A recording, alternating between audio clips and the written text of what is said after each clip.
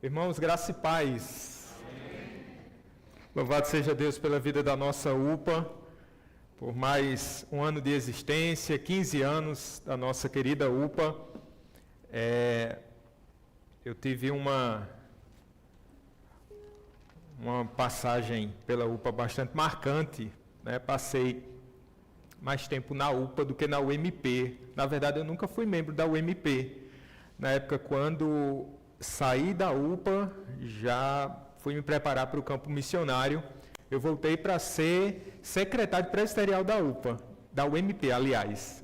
Foi o contrário de André. André estava falando ontem que nunca tinha sido da UPA, mas ele é secretário presbiterial da UPA. Comigo foi ao contrário. Mas que período maravilhoso, né? Toda época, todo período da nossa vida, ele é maravilhoso. Todo período é bom se for desfrutado na presença de Jesus, no temor do Senhor. Eita, todo tempo é bom, né? Quando a gente está com Cristo. Agora, se a gente não tiver Jesus, meu Pai, não tem época boa, não.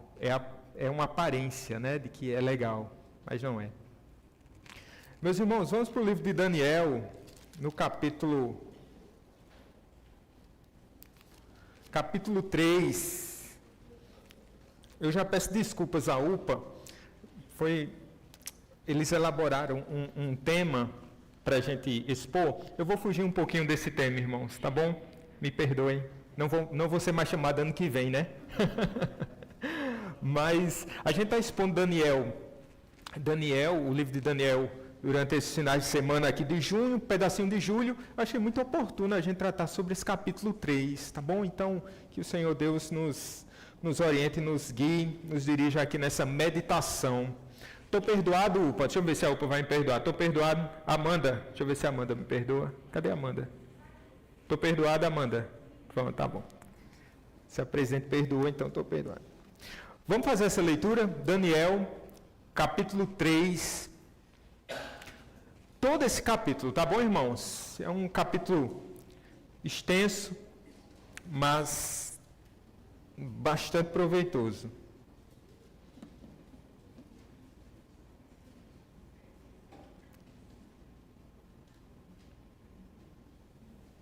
Vamos fazer a leitura. Eu peço a participação dos irmãos, tá certo?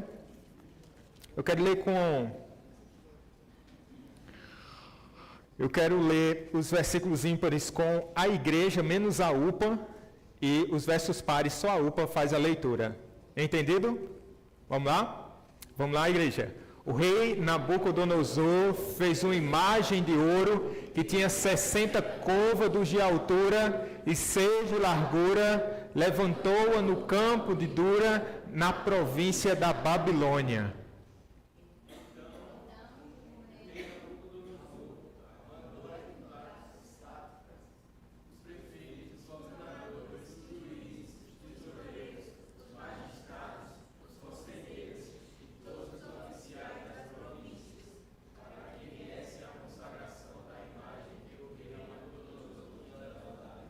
Então se ajuntaram os sátrapas, os prefeitos, os governadores, os juízes, os tesoureiros, os magistrados, os conselheiros e todos os oficiais das províncias para a consagração da imagem que o rei Nabucodonosor tinha levantado e estavam em pé diante da imagem que Nabucodonosor tinha levantado.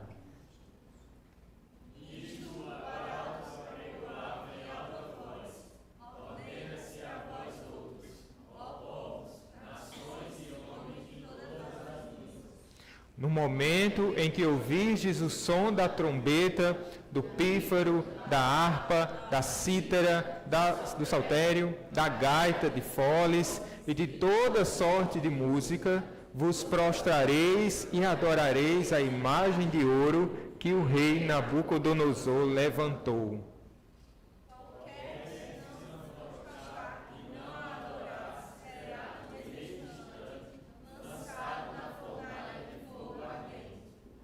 Portanto, quando todos os povos ouviram o som da trombeta, do pífaro, da harpa, da cítara, do saltério e de toda sorte de música, se prostraram os povos, nações e homens de todas as línguas e adoraram a imagem de ouro que o rei Nabucodonosor tinha levantado.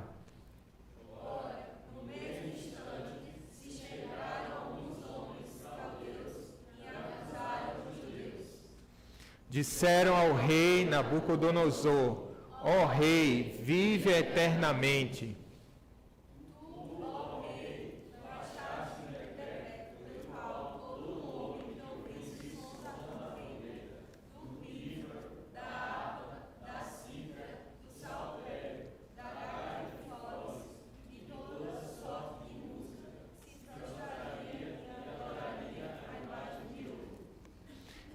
E qualquer que não se prostrasse e não adorasse, seria lançado na fornalha de fogo ardente.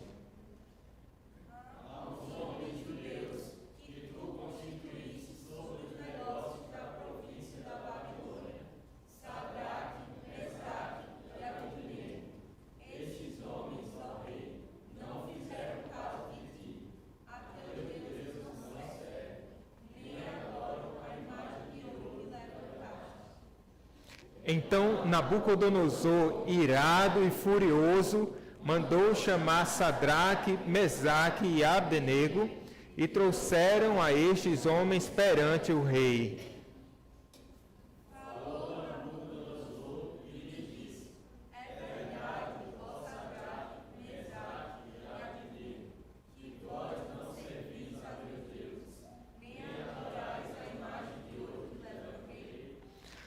Agora, pois, estai dispostos, e quando ouvirdes o som da trombeta, do pífaro, da cítara, da harpa, do saltério, da gaita de foles, prostrai-vos e adorai a imagem que fiz.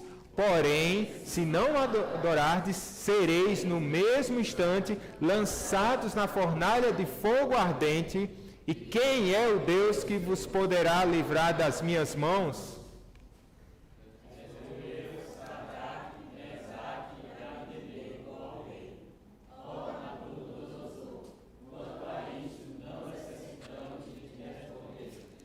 Se o nosso Deus, a quem servimos, quer livrar-nos, Ele nos livrará da fornalha de fogo ardente e das tuas mãos, ó Rei.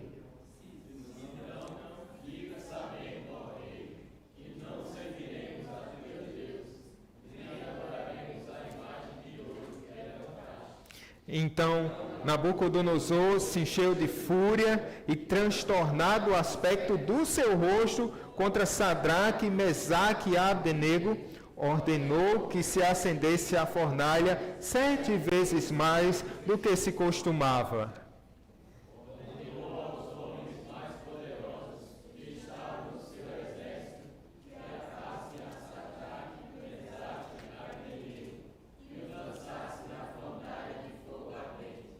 Então, estes homens foram atados com os seus mantos, suas túnicas e chapéus e suas outras roupas e foram lançados na fornalha sobremaneira acesa.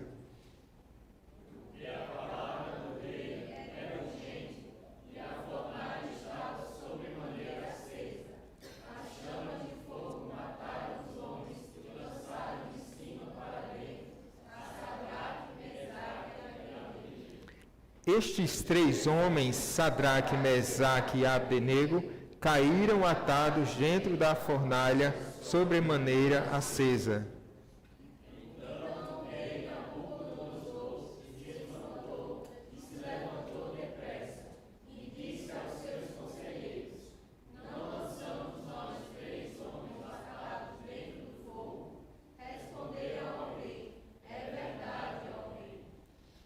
Tornou ele e disse: eu, porém, vejo 4 homens soltos que andam passeando dentro do fogo, sem nenhum dano, e o aspecto do quarto é semelhante a um filho dos deuses.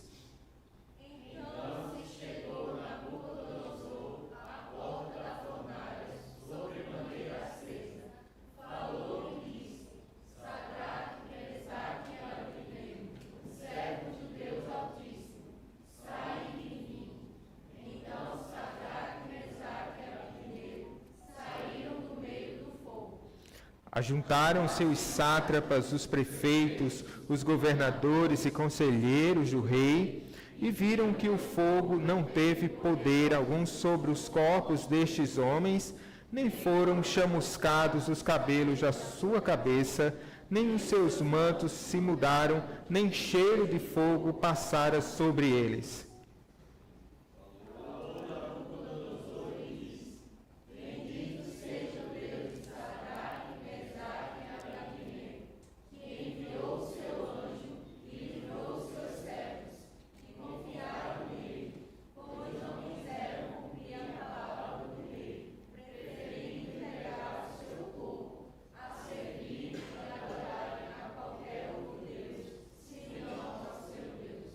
Portanto, faço um decreto pelo qual todo povo, nação, língua que disser blasfêmia contra o Deus de Sadraque, Mesaque e Abdenego, seja despedaçado e as suas casas sejam feitas em monturo, porque não há outro Deus que possa livrar como este.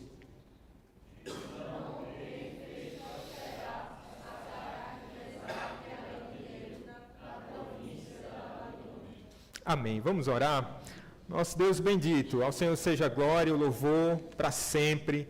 Diante da tua palavra agora, meu Deus, nesse momento de meditação, abra, Senhor, os olhos do coração do teu povo e para que possamos contemplar as maravilhas da tua lei, Senhor. Que o coração do teu povo venha a ser edificado, que a tua igreja venha a ser fortalecida. Meu Deus, que as almas que se encontram perdidas, ó Pai, que sejam alcançadas pelo poder da Tua palavra, meu Deus. Em nome de Jesus e com o perdão dos nossos pecados, nós oramos. Amém. Amém. Nós cantamos várias músicas lindíssimas, né? Nessa noite. Parabéns ao pessoal aí do louvor.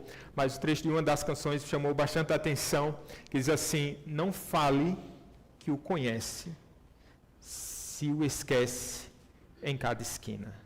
Não fale que o conhece, se o esquece em cada esquina. Porque é fácil a gente esquecer de Jesus às vezes, não é? Eu me lembro de uma história, já é bastante conhecida, de um homem de Alexandre o Grande, um grande conquistador da Macedônia, e ele, em uma de suas incursões, foi trazido até a sua presença um soldado trêmulo que tinha se acovardado no campo de batalha e voltado ao seu posto. Então foi dito a Alexandre, e Alexandre, assim, foi conversar com esse soldado que tinha abandonado a batalha. E aquele jovem, quando ele chegou perto desse jovem, o jovem estava trêmulo, e ele disse: meu jovem, me diga o seu nome. E ele disse: meu nome é Alexandre, Senhor.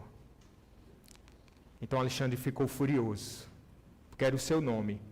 Então ele disse: jovem, ou você muda de nome, ou você muda de atitude. Mude de nome. Não leve o meu nome, se você não honra o meu nome. Nessa semana saiu um dado do IBGE, né, 2010 a 2020, talvez você tenha tido contato com essa estatística, e mostra ali números de crescimento do público evangélico, em torno de 5%, e somos 26,9%, segundo os dados que foram anunciados. Essa pesquisa foi feita em 2022. Francamente, nós não devemos nos preocupar com crescimento quantitativo. Talvez essa não seja a nossa grande questão, a grande preocupação. Não precisamos chegar ao extremo de Ariano Suassuna, ele diz que tem aquela mentira, a mentirona, a mentirinha e a estatística, né? Diz que a estatística é uma mentira. É claro que ela pode ser enviesada, ela talvez não diga toda a verdade, nem se propõe a isso. Eu creio que é uma aferição social interessante para sabermos, né, alguns dados importantes da nossa sociedade. Nesse sentido, é muito interessante nós olharmos esses números. Mas a gente não precisa ser tão cético. No entanto, como eu falei para os irmãos, a nossa grande preocupação, de fato, é fazer o nome de Cristo conhecido. e viver o nome de Cristo. Parece serem coisas distintas, mas não é. Porque, ora, o nosso testemunho público, o nosso testemunho para com o mundo, ela é tão importante porque ela prepara o caminho para a nossa mensagem. Veja, se nós dizemos, falamos, professamos uma fé e nós não demonstramos essa fé com os nossos atos, ora, a nossa profissão de fé, ela vai escandalizar o mundo e esse sal, ele acaba por perder o seu sabor. Veja, o povo de Deus, o povo de Judá, ele foi capturado por Nabucodonosor, o déspota babilônico, por volta do ano de 1587. E esse povo foi parar na Babilônia sob o jugo dos caldeus. E a razão pela qual esse povo foi parar em uma nação estranha, ora, Deus chamou um povo, escolheu esse povo, perceba, que esse povo não tinha nada, não chamou a atenção de Deus em absolutamente nada, não era um povo mais numeroso, não era um povo mais belo, não era um povo que tinha o poderio bélico, nada. Nada encheu os olhos de Deus. Mas Deus resolveu amar esse povo, escolhe esse povo, dá uma terra para esse povo, dá uma promessa para toda essa gente. Ele é totalmente suficiente, ele traz maná para o povo, ele está à frente da batalha, ele é a coluna de nuvem no deserto. Então, ora, o povo estava totalmente suprido, para todos os lados. Ele que abre o mar vermelho. Veja, Deus é um Deus que vai cuidando do seu povo como um pai cuida do seu filho. Mas esse povo resolveu virar as costas para Deus. E a grande pedra de tropeço na história do povo de Israel sempre foi a idolatria. Ora, por causa da idolatria, eles foram parar em terra estranha. Mas o testemunho, o compromisso de Israel continua de pé. Ora, se eles falharam no primeiro momento de atrair as outras nações por meio do seu testemunho fiel, agora eles são tirados da sua terra e eles vão para o cativeiro. E o compromisso de Israel para com seu Deus não para no cativeiro. Não é tipo assim, já que eu estou sendo castigado aqui, então agora a gente vai aproveitar. Em Jeremias capítulo 29, o profeta ele escreve uma carta para os cativos na Babilônia, o pastor falou sobre isso um pouco no domingo, e falava ali do compromisso desse povo. Vocês podem fazer família, vocês podem constituir família, vocês devem orar pelo bem desse lugar, vocês devem trabalhar, enfim, aquele mandato, né, de conquistar através do testemunho continuar de pé. No entanto, o povo continua ainda a tropeçar. E a gente vai perceber nesse texto esse aspecto. Contudo, Deus ele sempre preservou um remanescente fiel. Ele sempre preservou uma verdadeira igreja dentro da igreja visível. Por isso, olha, irmãos, quando nós pegamos dados frios de uma pesquisa, eles não representam a totalidade do povo de Deus, da igreja verdadeira do Senhor Jesus, que é aquela que não somente professa com seus lábios, crê em Cristo, mas que prova com a sua própria vida, que tem o Espírito de Deus e vive para a glória de Deus. Veja, quando nós olhamos para esse texto, especialmente aqui no nosso capítulo 3, nós devemos lembrar que a igreja está aqui sendo representada. Veja, houve ali, em 3 momentos, invasões em Judá, e foram levados cativos os mais sábios, mais doutos, os filhos dos nobres primeiro. Toda a riqueza de Judá tinha sido levada para o cativeiro. E aqui está esse remanescente fiel, juntamente com aqueles que tinham perdido a sua fé e que ainda não tinham voltado para o verdadeiro Deus. E aqui eu quero pontuar, para nós começarmos a olhar esse texto, a verdade de que a igreja vive em ambiente hostil. Se lembrem, queridos irmãos, nós não estamos em casa. nós continuamos vivendo em um mundo que não é o nosso mundo. E precisamos ser uma bênção no lugar onde Deus nos plantou. Ora, meus irmãos, na Babilônia, há 4 jovens que vão ser destacados. Qual o nome deles? Daniel, Misael, Ananias e Azarias. Quando eles chegam em Babilônia, eles vão passar por um processo de aculturação, porque a Babilônia parecia ser um ambiente interessante para se morar.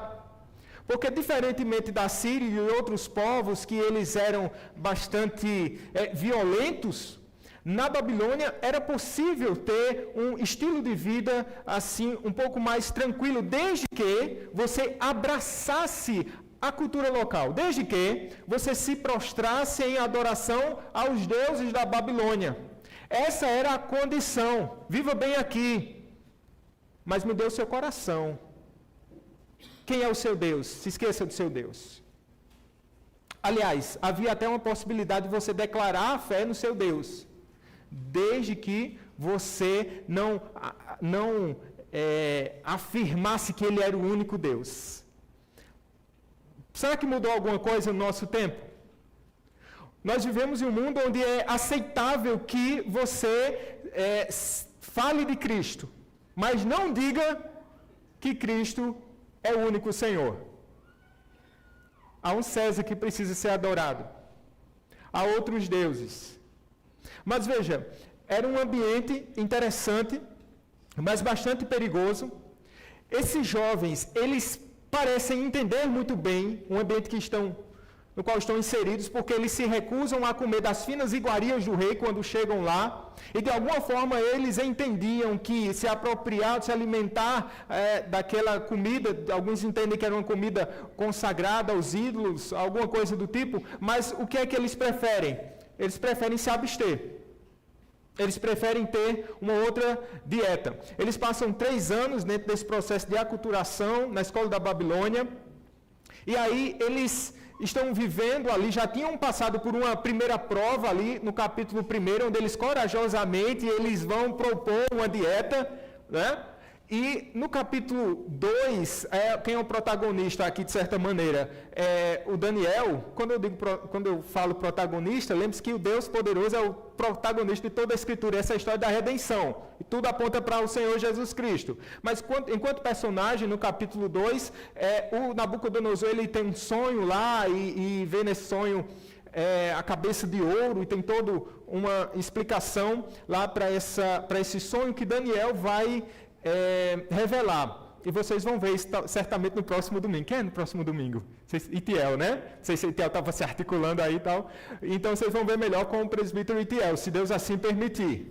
No capítulo 3, o texto já começa falando novamente sobre esse rei Nabucodonosor, alguém que tinha um desejo de ser adorado.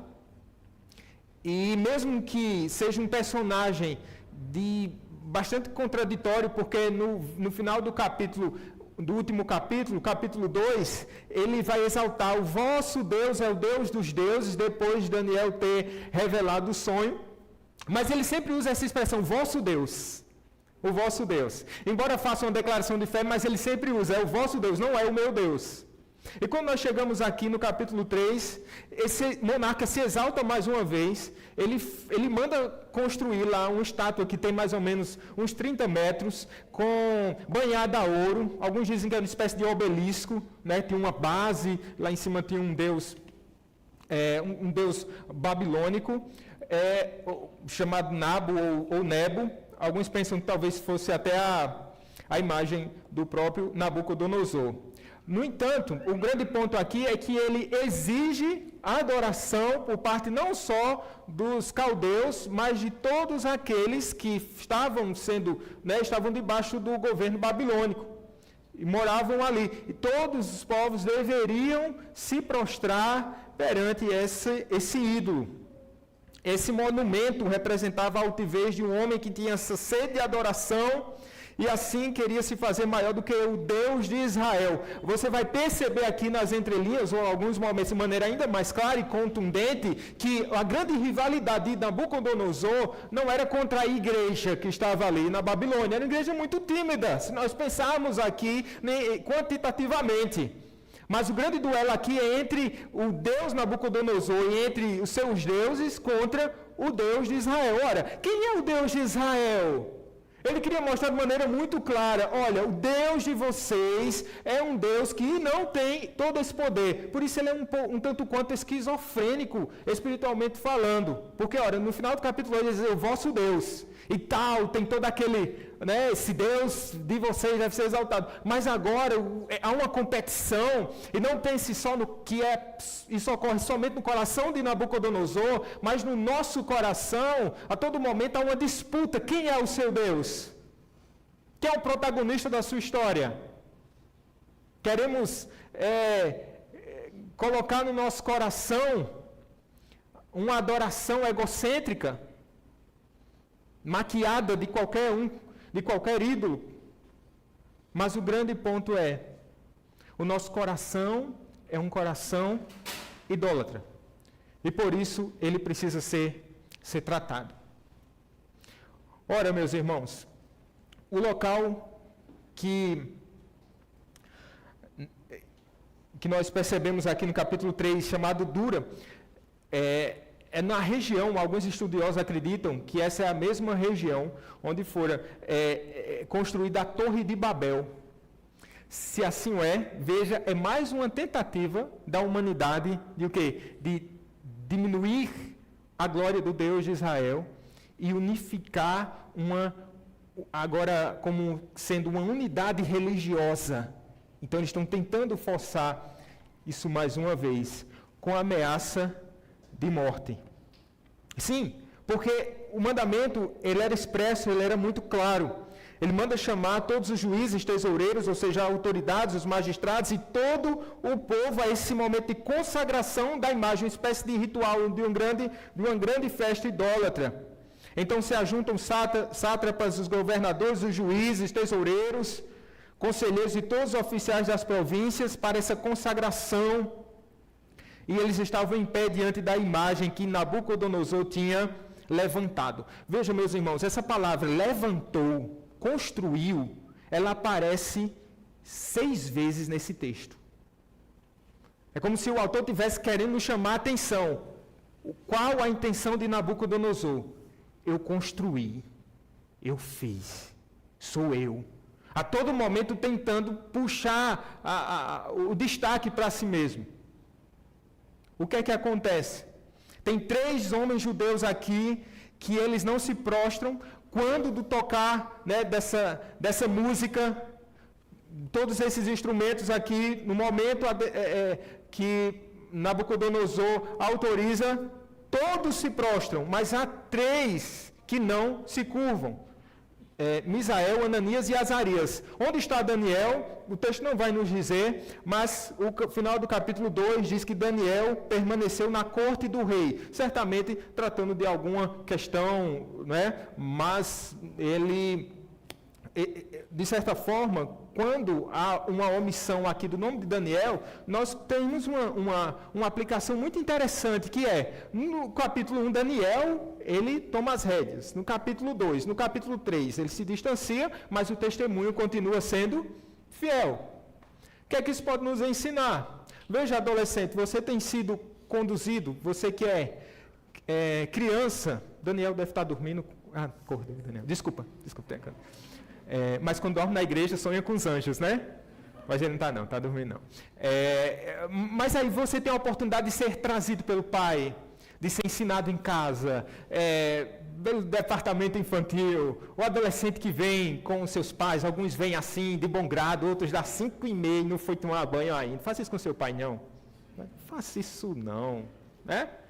Mas vem. Mas ora, a nossa fé, ela deve ser uma fé, ela é uma fé individual. É uma fé individual. Nós damos graças a Deus por Carla e Ivando, que conduz esse povo com tanta paciência há tantos anos, já são 15 anos, 15 anos, né? 16 anos, conduzindo esse povo, o pastor Flauber.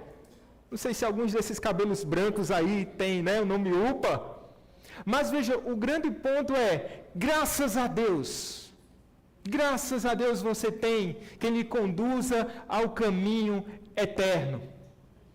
Uma vez uma filha de um pastor disse, não queria que meu pai fosse pastor.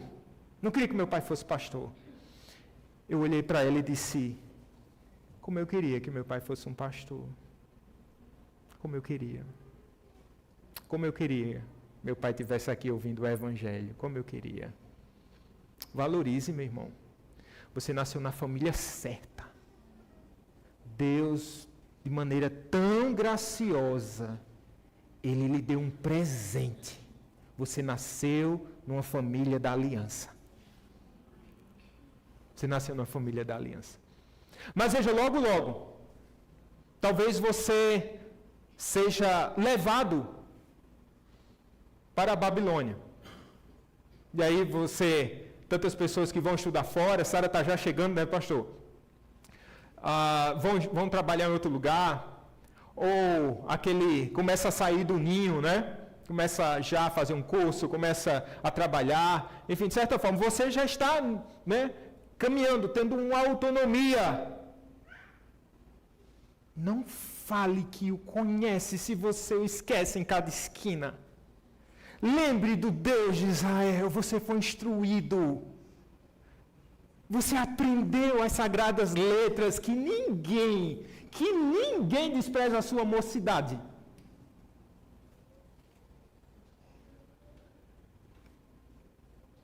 Misael, Ananias e Azarias continuam firmes no Senhor.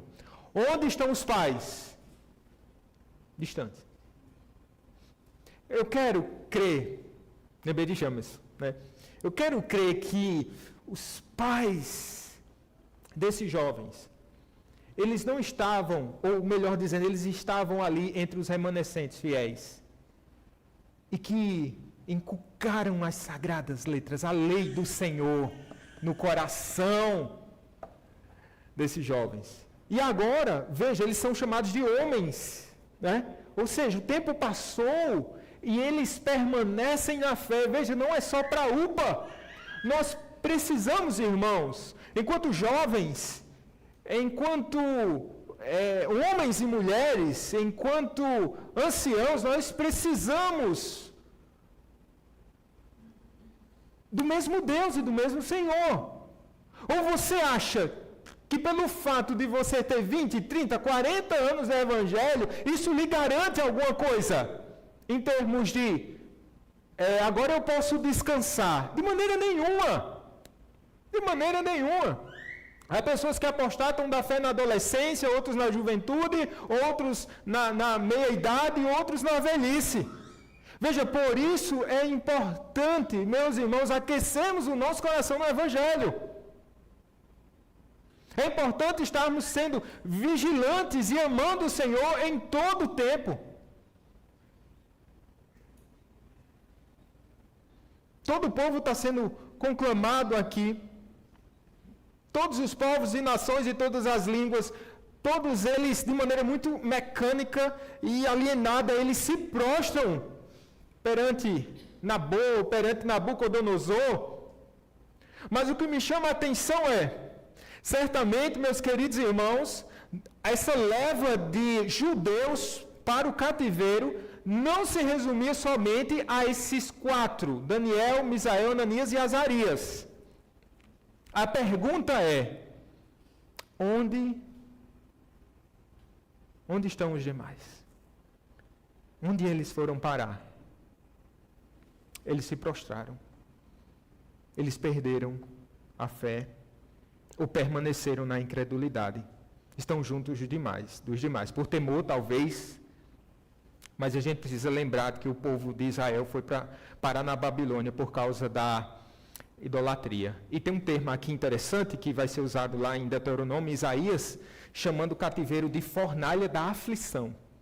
Isso tem muito a ver com esse contexto aqui. Vocês sabem onde a gente vai parar, né? A gente vai terminar tudinho aqui aonde? Essa noite, na fornalha. Não, vamos terminar salvos, né? Como somos em Cristo Jesus. O mundo continua sendo um lugar perigoso. E ele quer o nosso coração. E se ele não conseguir o coração da gente, ele vai nos querer ver na fornalha de fogo ardente.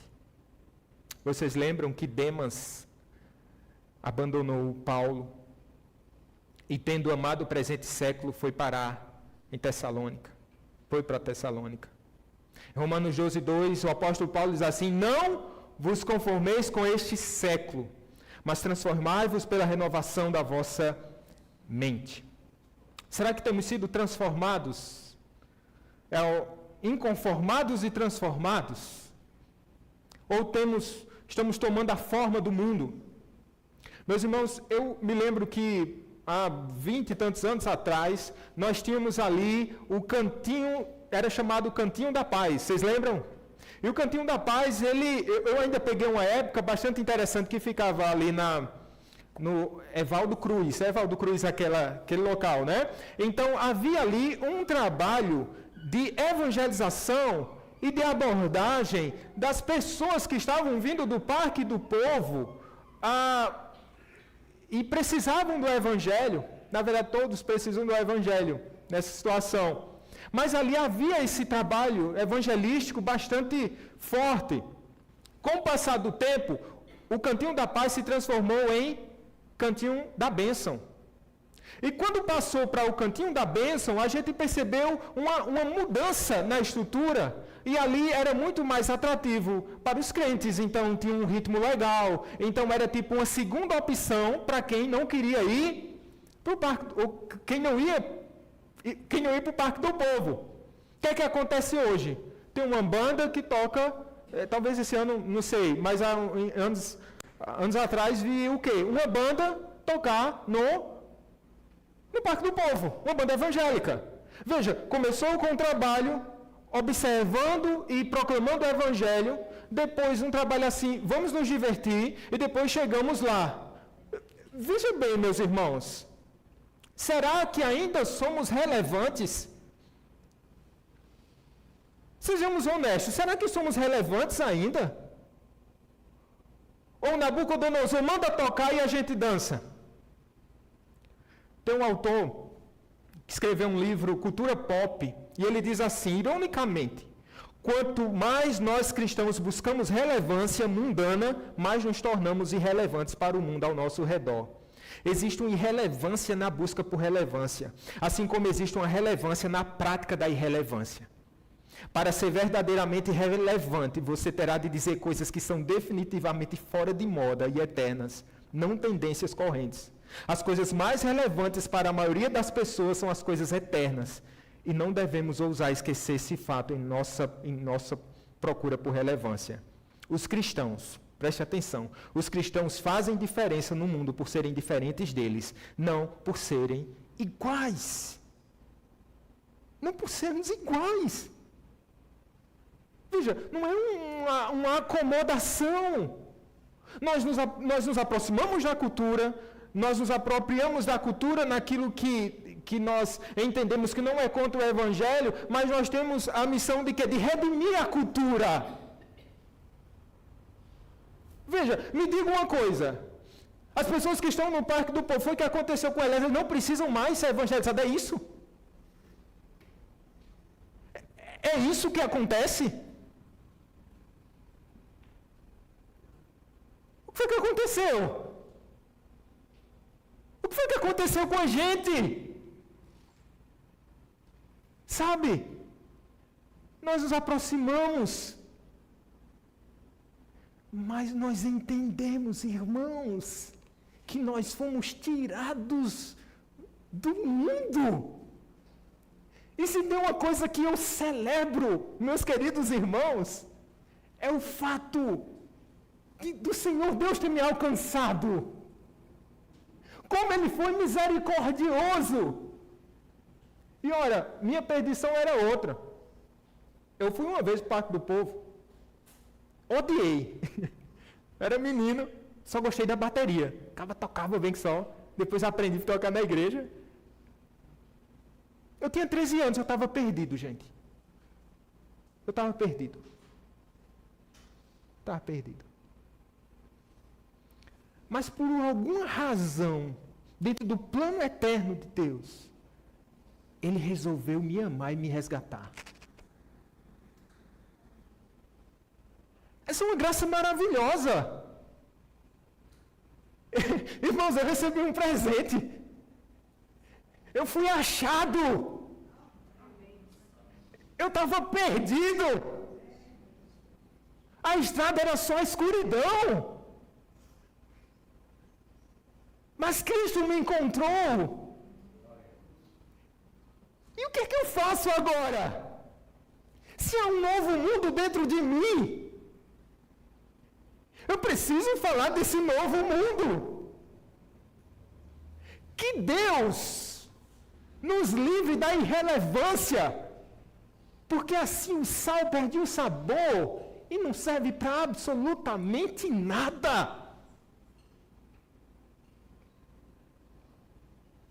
Por isso a igreja, meus irmãos, ela é chamada para testemunhar sua fé de maneira ousada. Isso não é fácil. Todo mundo se prostra. Tem 3 indivíduos ali que permanecem de pé. O recado era muito claro.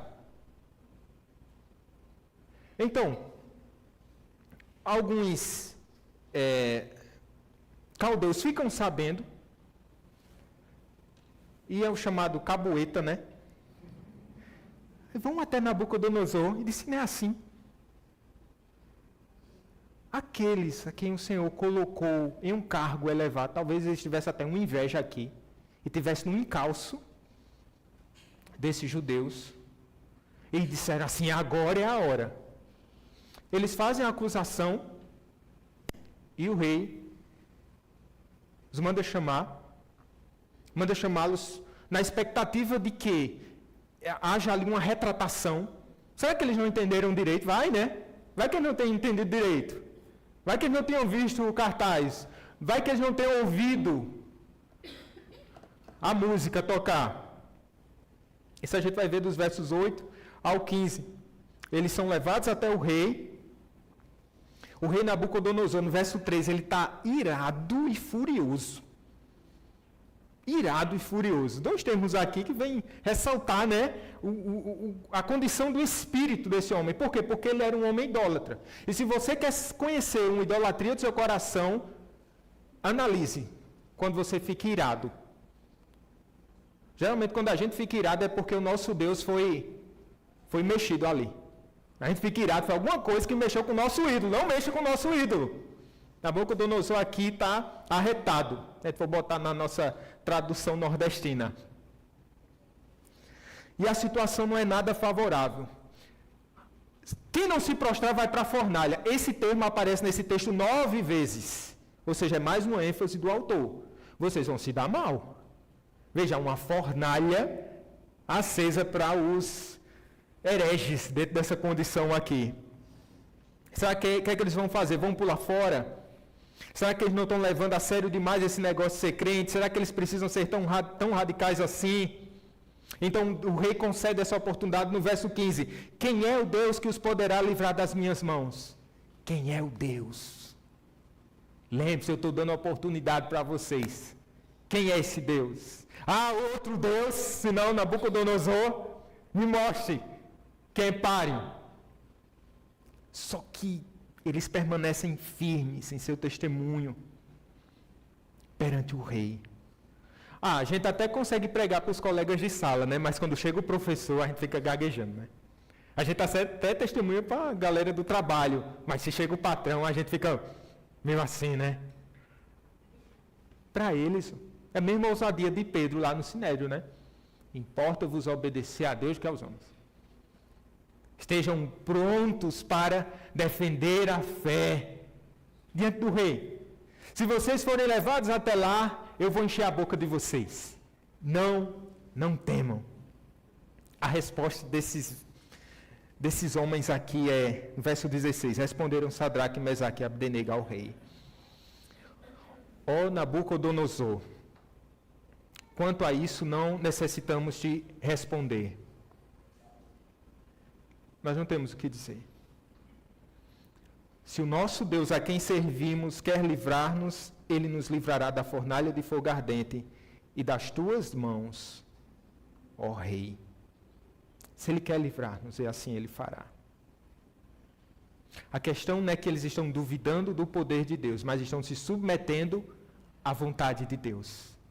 Ele não é o rei que Nabucodonosor manipula, que ele manda construir, e que tem boca, mas não fala, tem olhos, mas não vê, tem mãos, mas não apalpam, como diz o Salmo 115. Esse é um Deus livre. É um Deus autônomo. É um Deus soberano. Ninguém manda nesse Deus, e Ele manda em todas as coisas. Se Ele quiser fazer, assim Ele fará. Se Ele quiser nos livrar, Ele fará. Se não, verso 18, fica sabendo, ó Rei, que não serviremos a teus deuses, nem adoraremos a imagem de ouro que levantaste. Agora é só escutar a navalha passar, cortar o pescoço, né? Fica sabendo, ó Rei. Eles estão aqui com o mesmo discurso, o mesmo propósito, que é glorificar a Deus. O ponto aqui é servir a Deus ou aos deuses. Isso seria a quebra do primeiro mandamento. Eles ainda amam a lei do Senhor. A nossa aproximação da lei é essa. Nós servimos a Deus e nós amamos a lei de Deus. Eles estavam ali com um povo, com uma história de idolatria. Seus pais tinham caído, mas eles aprendem a lição. Deus deve ser honrado. E a fidelidade deles não é uma fé condicional ou uma fidelidade seletiva. A condicional é: eu faço isso, mas em contrapartida o Senhor vai ter que me livrar. Tá certo, Deus? Vamos fazer esse combinado aqui. Ou então uma fidelidade seletiva, assim, eu sou fiel, assim, em casa, na igreja. Na igreja é fácil ser fiel, né? Mas assim, no domingo eu sou fiel, na segunda, não. É uma fidelidade seletiva. Eles não têm. O compromisso dele é com Deus, em todo o tempo. A Babilônia deu uma nova cultura para esses homens, um novo nome, um bom emprego. Lembre-se, eles têm um bom cargo, viu? Tinha muita coisa em jogo aqui, eles tinham um visto, mas a Babilônia não conseguiu conquistar o coração dessa gente. Eles continuam devotando sua fé ao Deus de Israel. Quanto custa a sua fé? Quanto é que custa o seu coração? Me diga. Qual o preço do seu passe, ó atleta? Mas cedo ou mais tarde o mundo vai te fazer uma proposta irrecusável. Talvez até te ofereça todos os reinos da terra, se prostrado o adorares. Quanto custa seu coração? Me diga. Mas a promessa continua de pé, irmãos. Foste fiel no pouco, sobre muito te colocarei. Entra no gozo do teu Senhor. A promessa continua fiel. No verso 23, eles são tomados, né? E são lançados na fornalha, verso 23. Mas estes 3 homens, Sadraque, Mesaque e Abdenego, caíram atados dentro da fornalha, sobremaneira acesa. Ele tinha mandado esquentar o fogo 7 vezes mais. Mas veja, a igreja está num ambiente hostil. E nesse lugar, a igreja precisa ter uma fé ousada, testemunhar o nome de Deus ousadamente. Mas a igreja é fraca, ela não consegue, não é? Você é forte o bastante? Isaías vai dizer que os jovens de exaustos, eles caem. Nós precisamos do auxílio divino. E a igreja conta com esse auxílio. A partir do verso 24, Sadraque, Mesaque e Abdenego são tomados violentamente, jogados na fornalha. A caldeira estava tão quente, a temperatura estava tão alta, que mataram os homens que lançaram os amigos de Daniel. Está no verso 22.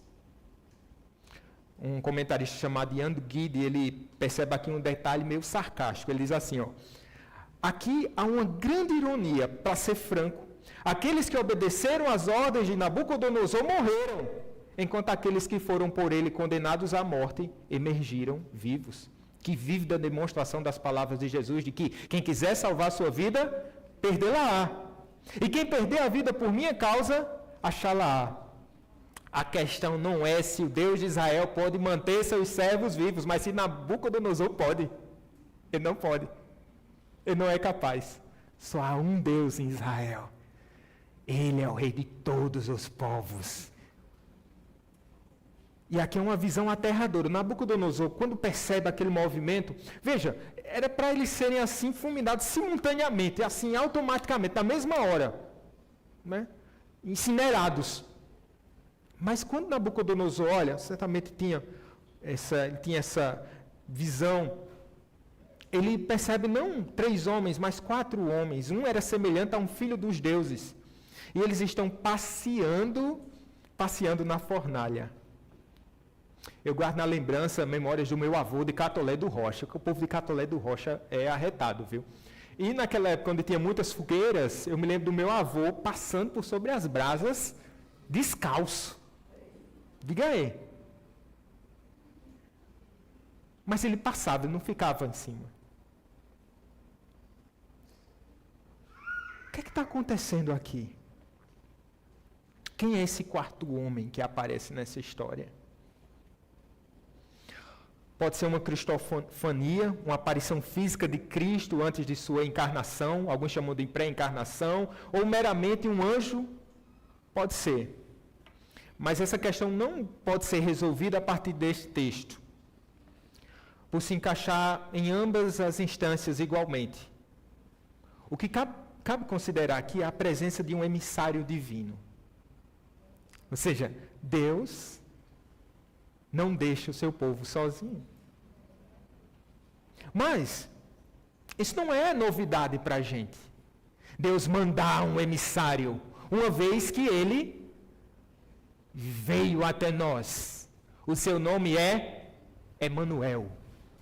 Ele veio para essa fornalha de fogo ardente. Ele esteve aqui entre nós. E ele passou as aflições e as dores nesse mundo mau. Nós sabemos. Nós já tivemos esse Emanuel aqui. E ora, ele continua conosco. É o nosso Cristo. Ele prometeu estar com a gente. Em Isaías 43 diz assim: quando passares pelas águas, eu serei contigo. Qual é a situação da sua vida, meu amigo? Você se sente numa fornalha. Você não sabe o que fazer. Você se sente sozinho? Quando passares pelas águas, eu serei contigo. Quando pelos rios, eles não te submergirão. Quando passares pelo fogo, não te queimarás, nem a chama arderá em ti. Essa é a presença fiel conosco. É verdade que na nossa experiência, nós podemos padecer, nós podemos sofrer. Mas nenhum sofrimento, ele se equipara ao sofrimento do nosso Cristo. E não só em termos de comparação, mas de presença. Não há dor sem Deus. Não há aflição solitária para o povo do Calvário. Cristo é contigo, meu irmão. Senhor Jesus, Ele é conosco. A ironia aqui continua no verso 26. Eles são convidados a sair da fornalha. Que é isso? Nabucodonosor diz assim: saí e vinde. Convidados, eles estão bem na fornalha. Eles estão passeando dentro da fornalha. Porque podia ser só que nem meu avô. Ele estateava e depois saía, né? Nunca vi meu avô dormindo na fornalha. Veja, sobre as brasas. Mas a coisa está tão tranquila ali. A presença desse 4º homem traz tanta paz e tranquilidade que eles estão passeando ali dentro da fornalha de fogo ardente. E Nabucodonosor não tem o que fazer. Uma aplicação dessa numa igreja pentecostal, hein? Eita, meu Jesus, esses balões iriam estourar agora. Nós somos presbiterianos. Eles saem ilesos também. O que diz o verso 27? O fogo não teve poder algum sobre os corpos destes homens, nem foram chamuscados os cabelos da sua cabeça, nem os seus mantos se mudaram, nem cheiro de fogo passara sobre eles. Vocês lembram antigamente que, meu amigo, período de junho para ir para a igreja era terrível com as fogueiras, não era? Meu amigo, o cara chegava na igreja, aquele exalando, aquele mau cheiro de fumaça, e podia estar longe, a gente nem via o fogo, mas sentia o cheiro, né? Tinha que lavar a roupa. A gente sabe que essa coisa de fumaça impregna na roupa. Esses homens saem ilesos. Nem os mantos se mudaram, nem cheiro de fogo passaram sobre eles. Que proteção é essa desse Deus de Israel? Nós certamente desceremos à sepultura em corrupção, mas o Senhor Deus nos ressuscitará de maneira incorruptível. Perfeitos. Ilesos. Nem parece que a gente passou pela guerra. Nem parece. Ilesos. Eu tenho uma cicatriz no dedo aqui. Eu sou meio leso. Na minha adolescência eu cortei o dedo. Está liso. Nada. Nada.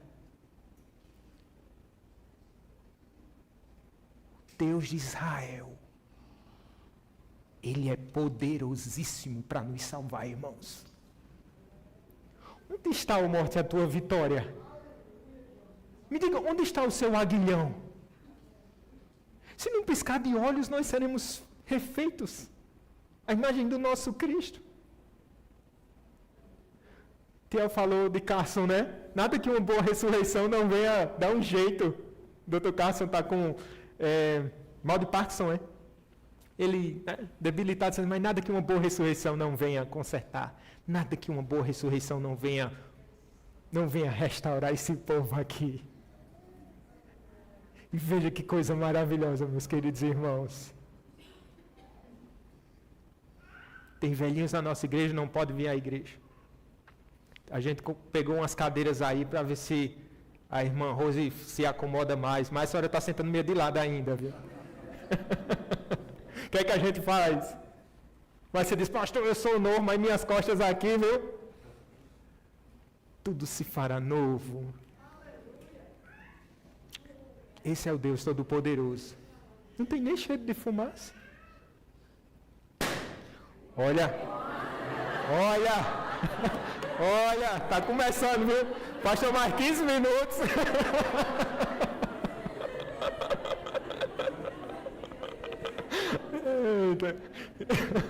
Mas vamos lá, gente. Os sátrapas, prefeitos e governadores haviam sido atraídos pelo decreto real. Lembra? Nabucodonosor mandou e eles estavam todos lá, pianinho, mecanicamente. Vamos se prostrar. Agora está todo mundo, o mesmo público vai para a fornalha. Vai para próximo do que está acontecendo, porque chama a atenção. Por meio do quarto homem, os povos são atraídos. Não com mão de ferro. Não dizendo assim, vem, você vai ter que vir. Se dobre, você vai ter que se dobrar.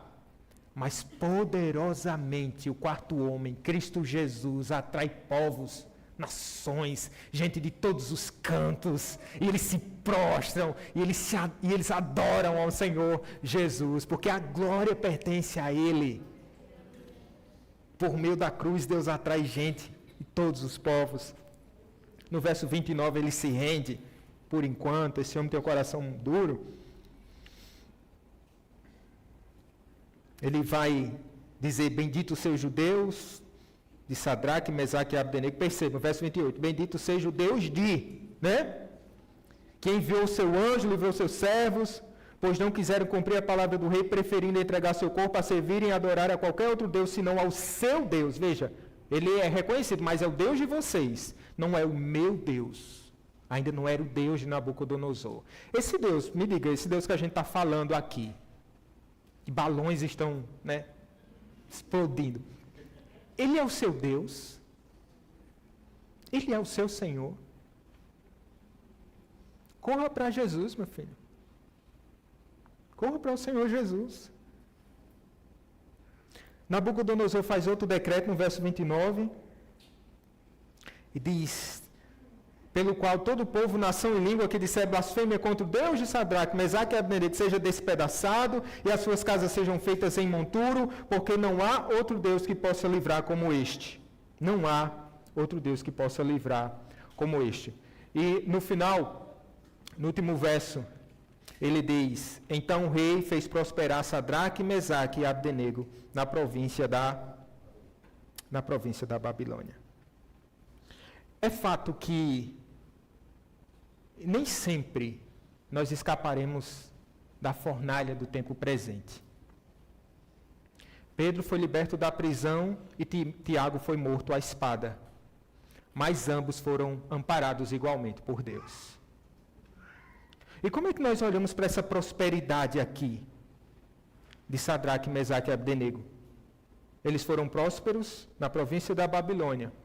Deus, ele escolheu esse método para ser exaltado em terra estranha. Mas nós, irmãos, como povo eleito do Senhor, nós também somos prósperos. Porque temos o Deus de Israel. Porque alcançamos salvação.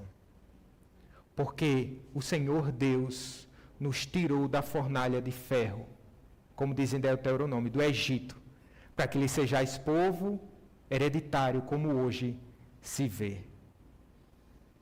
Deus mostrou ao rei Nabucodonosor quem está realmente no comando. Quem é o Deus que vos poderá livrar das minhas mãos? Nós sabemos, Cristo Jesus.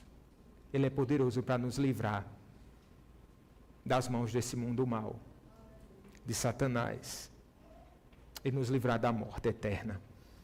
Cristo, sim, ele é fiel para nos livrar da fornalha de fogo ardente, porque, diferentemente desse episódio onde o quarto homem fica ali, esses três homens ficam na companhia do quarto homem, o nosso Cristo, ele desceu a cruz do Calvário e a morte sozinho. Ele pagou o preço por causa da nossa idolatria e do nosso pecado. Ele demonstrou seu amor. Quando olho para Jesus, eu vejo um Cristo tão benevolente, tão bondoso. Portanto, meus irmãos, diante dessa verdade maravilhosa do Evangelho, o compromisso com Cristo deve ser renovado. Não fale que o conhece se você o esquece em cada esquina. Como, irmãos, esquecer desse Deus de tanto favor e de tanta graça? Querido adolescente, seja aqui na igreja, seja uma bênção. Nesse mundo que tem fornalha de fogo ardente, glorifique a Deus nesse mundo. Não se deixe ludibriar e encantar-se por esse mundo mau. Ele tem adorno, ele tem luzes, ele quer conquistar o seu coração, mas se você resistir, ele vai querer a sua alma. Só que a sua alma tem dono. Cristo Jesus já comprou. Agora, se você se deixar levar, você perderá o tesouro mais precioso e não abraçará a benevolência desse Deus. Mas ainda bem que esse Cristo, ele é um Deus cheio de misericórdia. E se nessa noite você diz assim: puxa, minha adolescência tem sido assim, terrível, pensei que viver sem Jesus fosse ganho, eu queria ser descolado. Você, meu querido, você diz assim: a minha vida é irrelevante. Meu Deus, quando a gente é irrelevante, né? Irrelevante, meu Senhor. Eu não quero ser irrelevante. Esse Cristo faz diferença na sua vida, se entregue a Ele de todo o seu coração. Amando, servindo. Uma vida é pouco para servir a Deus. Algum dia, desses dias atrás, eu disse em algum lugar que se Jesus tinha me chamado aos 13 anos. Alguém aqui da igreja, não me lembro bem, a idade vai chegando, né? Disse assim, eu fiquei com inveja, né? Eu fiquei com inveja por ter sido aos 13 anos. Porque eu vim depois, eu vim aos 18. Veja, ele veio novo, né? Mas é tarde. Você diz assim, não, vou ficar por aqui, tá cedo. Tá cedo não, meu amigo. Tá tarde, venha para Jesus Cristo de Nazaré. Há um moto da UPA, eu queria que a gente terminasse dizendo esse moto. Eu me lembro mais do moto da UPA do que da UMP. E da UPH eu estou terrível ainda, viu, Edivan? Mas o que é que diz o moto da UPA? Ao mestre sejamos fiéis, nas trevas sejamos luz, nas lutas sejamos fortes, servindo ao Senhor Jesus. Vamos orar? Tu és digno, Senhor, digno de ser adorado. O Senhor é digno de ser exaltado. Meu Deus, perdoa os nossos pecados, meu Deus, quando nós nos tornamos irrelevantes, meu Deus. Quando o nosso discurso, ele não condiz com a nossa prática, meu Deus. Não queremos saber de números, queremos saber de um testemunho fiel. Ó Deus amado, o Senhor que é poderoso para salvar, que o Senhor mesmo convença cada um de nós, Pai, que precisamos de Ti. E se há alguém perdido aqui, meu Deus, que o Senhor o encontre. Se nós estamos perdidos, meu Deus, com tantos anos de igreja, de atividades na igreja, enfim, ou se a nossa história ficou no passado, visita a gente mais uma vez, ó Deus. Aviva a Tua obra no meio do Teu povo, Senhor. Nós sempre estamos a uma geração da apostasia. Que não seja essa geração, mas que os filhos dos nossos filhos proclamem na Babilônia que há um Deus santo em Israel. E esse Deus nos visitou, Emanuel, para nos redimir dos nossos pecados.